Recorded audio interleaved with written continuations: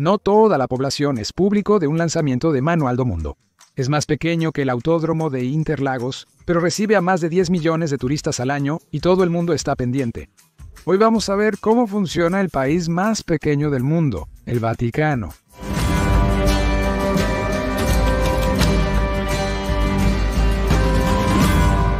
El Papa Francisco falleció hace pocos días y ahora estamos en el momento de elegir a un nuevo Papa. Entonces, el mundo entero está atento a un pedacito muy pequeño de tierra que está ahí, en medio de Roma, en Italia, que es el Vaticano. El Papa, quien será elegido en ese lugar, es el jefe del Vaticano, como si fuera el presidente del país. Siendo un país tan pequeño, más pequeño que el autódromo de Interlagos, cuenta con ejército, policía, bandera y pasaporte. El Vaticano genera riqueza para el mundo. ¿Quién nace allí obtiene la ciudadanía? ¿Acaso alguien nace en el Vaticano? Primero, entendamos qué es físicamente ese lugar. Es del tamaño de un barrio, está ahí en medio de Roma, rodeado por una muralla. Siempre se ve en televisión una imagen icónica del Vaticano, la Basílica de San Pedro, una enorme y antigua iglesia central de este estado. Ese territorio tiene 0.44 kilómetros cuadrados, es menos de la mitad de un kilómetro cuadrado. Para comparar, Hopi Hari, un parque cerca de São Paulo, tiene 0.76 cm². Interlagos tiene 0,9, el aeropuerto de Congonhas tiene 1,6 y Projac, donde se graban las telenovelas de Globo, tiene 1,7. El Vaticano, como país, tiene menos de un siglo de existencia. Fue creado en 1929 por el Tratado de Letrán, que fue un acuerdo entre el Papa Pío XI y el Reino de Italia. Antes de que Italia se unificara, la Iglesia Católica dominaba todo el centro del país. Era un estado gigantesco, pero poco a poco fue disminuyendo, hasta que solo quedó ese pequeño núcleo, que es el Vaticano. En resumen, el país es relativamente nuevo, pero las construcciones en su interior son muy antiguas. Para que te des una idea, la Basílica de San Pedro que vemos hoy empezó a construirse en 1506, cuando los portugueses estaban llegando aquí.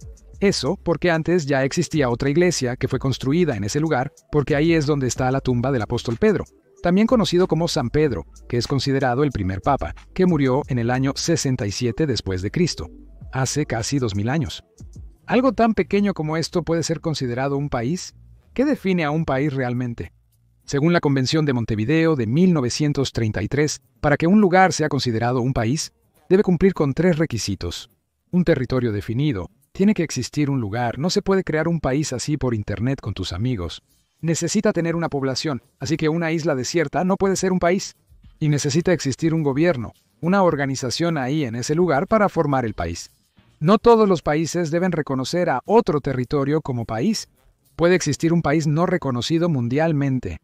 Es un poco complicado, ¿verdad? Por eso es difícil contar los países del mundo. Porque hay lugares que están en conflicto, que algunos reconocen como país y otros no. Muchas personas usan otro criterio para simplificar. Si es reconocido por la Organización de las Naciones Unidas, es un país. Pero hablamos del Vaticano, que cumple con todos esos criterios. Es un lugar con población, gobierno y reconocimiento de la Organización de las Naciones Unidas. Sí, es un barrio pequeñito, pero es un país. Y sí, el Vaticano tiene bandera, que es esta de aquí. Tiene un himno que no podemos poner aquí. De lo contrario, YouTube nos penalizará. El Vaticano tiene sello, 5 agencias postales, emite pasaportes y posee un sufijo de Internet. En Brasil es .br, en el Vaticano es .va. Si tuviera una agencia de turismo, intentaría registrar, ¿quieres ir? .va. Qué chiste tan horrible, pero vamos allá. Ahora que el Vaticano está apareciendo bastante en las noticias, a veces vamos a escuchar hablar del Vaticano. Y a veces vas a ver en el periódico Santa Sede. ¿Santa Sede y Vaticano es lo mismo? ¿Qué tiene que ver una cosa con la otra? La Santa Sede es la entidad que representa a la Iglesia Católica en el mundo. Entonces puedes decir que alguna decisión fue tomada por la cúpula de la Iglesia Católica, la Santa Sede. Y Vaticano es el nombre del lugar, que a veces también es llamado Ciudad del Vaticano. Podemos decir que una decisión fue tomada por el Vaticano, así como decimos que una decisión fue tomada por Estados Unidos. Pero en realidad es el gobierno de Estados Unidos, no su territorio. Y como debes haber imaginado, el Papa es el jefe de ambas cosas. Del Papa, porque es el líder de la Iglesia Católica y el jefe del territorio del Vaticano. De niño me imaginaba, pobre del Papa. Además de que tiene que rezar las misas, viajar a un montón de países y todo eso, él tiene que estar revisando si hay baches en las calles del Vaticano, viendo el jardín para ver si plantaron la flor bien. Es complicado hacer tantas cosas, ¿no? De hecho, él no lo hace. Hay una entidad que es como una alcaldía en el Vaticano. Es feo decir alcaldía porque es un país, ¿verdad? Hay diversos ministerios, pero uno en particular se encarga del territorio, las calles, los edificios y todo lo demás. Por primera vez en la historia, una mujer ocupa ese puesto actualmente. Raffaella Petrini, una monja, fue nombrada por el Papa en marzo de 2025, pero hay más que eso. El Vaticano también tiene una comisión pontificia, que es una especie de congreso de ellos allá. Es más como una cámara de concejales, pero está bien. Y un órgano jurídico, un tribunal de 3 niveles. Si cometes un crimen dentro del Vaticano, vas a ser juzgado allá y no hay prisión. Si te quedas en Roma y eres arrestado, estarás en la cárcel donde hay crimen debido a la gran cantidad de turistas. El robo de cartera a turistas desprevenidos es el crimen más común. Para quien sale de Brasil, es bastante tranquilo y no hay mucho de qué preocuparse. De hecho, también hay policía en el Vaticano, llamada Gendarmería Vaticana, que es una mezcla de policía militar, guardia fronteriza, de tránsito y cuerpo de bomberos. Pero no el ejército, eso es otra historia. En 1506, el Papa Julio II necesitaba una mayor seguridad ahí, y él decidió pedir ayuda a los nobles suizos, porque en esa época los suizos eran los mejores mercenarios que existían en Europa. Los mercenarios son militares que van a la guerra por dinero, no porque sea su país o región, pero ellos van a luchar a otros lugares si un noble les paga. Entonces él recibió un mini ejército en esa época, y hasta hoy el ejército del Vaticano se llama la Guardia Suiza.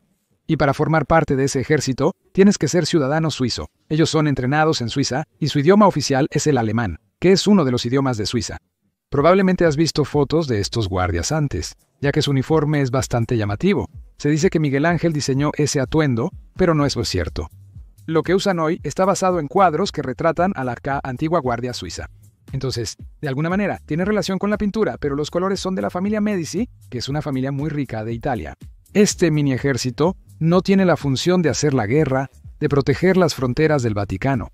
La función principal es proteger al Papa, porque el Papa es más importante que el Vaticano en sí. La Guardia Suiza está presente para proteger al Papa, un líder religioso de gran importancia que podría ser víctima de un atentado. Pero, ¿y las personas que nacen allá? ¿Serán vaticanenses o serán vaticanos? En realidad, nadie nace en el Vaticano, no tiene hospital y hay muy pocas familias que viven ahí. En el Vaticano, no existe la regla del jus soli o ley del suelo, que sí existe en Brasil y Estados Unidos. Esto implica que nacer en el Vaticano no otorga derecho a la ciudadanía vaticana, sino probablemente a la de los padres. Al final de cuentas, entonces, para que tengas un pasaporte del Vaticano, para que seas un ciudadano vaticano, necesitas más bien un contrato de trabajo. Si tú, por ejemplo, tienes alguna función dentro de la iglesia, trabajas ahí en el Vaticano, o trabajas para alguna institución que está ahí en el Vaticano, puedes ser un ciudadano vaticano, pero eso termina cuando el contrato termina. Para que te des una idea aquí, son 673 ciudadanos oficiales que tienen el pasaporte del Vaticano. De los 458 residentes del Vaticano, 120 son miembros del ejército. En total, tendremos alrededor de 882 habitantes en el Vaticano. Aproximadamente la mitad posee la ciudadanía vaticana, mientras que el resto son residentes sin ciudadanía. Y no existe absolutamente ninguna mascota. Eso está en el sitio oficial del Vaticano. Fui a ese lugar en enero y había palomas por todas partes. ¿La paloma se considera una mascota? Pensando en la estructura física del Vaticano, al final de cuentas, ¿qué hay ahí si caminas por la calle? Es un lugar extremadamente urbano, lleno de edificios. Entonces no hay ningún bosque, no hay ríos, no hay agricultura. Lo único verde que se ve son los jardines del Vaticano. Pensando entonces en la economía del Vaticano, no necesitaría tener ningún ingreso generado ahí, porque es la oficina central de la Iglesia Católica, una institución que está en todo el mundo. Pero a pesar de eso, hay mucho turismo en el Vaticano. La moneda que usan ahí es el euro, que es la moneda de la región de Roma, de Italia. El Vaticano no pertenece a la Unión Europea, pero utiliza el euro como moneda. Existen monedas de euro con el símbolo del Vaticano. Algunas son bastante raras. Y al final de cuentas, ¿por qué un país tan pequeñito es tan importante? Atrae a tanta gente, 10 millones de personas deciden visitar este lugar al año. Es un sitio de gran relevancia para el catolicismo. Si eres católico y viajas al Vaticano, podrías recibir una bendición del propio Papa. Pero además de eso, el Vaticano también es muy importante histórica y culturalmente. Solo con poder entrar en una de las iglesias más importantes del mundo, que tiene más de 500 años, en todos esos edificios que están ahí dentro, hay una red de museos que puedes visitar a través de una especie de pasillo que va pasando por todos ellos, donde hay obras de arte sumamente importantes. Solo para que te des una idea, La Capilla Sixtina, que fue pintada por Miguel Ángel, esa historia de que él tenía que pintar medio acostado, mirando hacia arriba, porque su pintura está en el techo de la capilla. Es ahí donde los cardenales votarán para elegir al nuevo papa. Seguramente recuerdas bien una parte de esa pintura, donde Dios en el cielo casi toca con su dedo el dedo de Adán. Dentro de la Basílica de San Pedro se encuentra otra famosa obra de arte de Miguel Ángel, la escultura de la Piedad. Simboliza el momento en que María sostiene a Jesús muerto en su regazo después de que él ya ha sido crucificado. Para mí, además de que es un momento muy fuerte y la estatua es absurdamente hermosa, tanto que hicimos una reproducción de ella aquí en la impresora de resina, y lo que me parece interesante es que yo vengo de una ciudad que se llama Piedad. Tiene ese nombre justamente por ese momento, ¿verdad? Que dio origen a Santa Nuestra Señora de la Piedad. Piedad por ese sentimiento de María con Jesús en su regazo. Ahora es probable que escuches hablar del Vaticano casi a diario hasta la elección del nuevo Papa. Ahora verás las cosas de manera diferente. Aprendiste mucho aquí en Manual del Mundo. No olvides dar like, ¿de acuerdo? Si te gustan los videos de geografía, hicimos uno muy bueno explicando sobre un nuevo mapa del Instituto Brasileño de Geografía y Estadística, en el que Brasil queda justo en el centro. ¿Será que eso tiene sentido geográficamente hablando?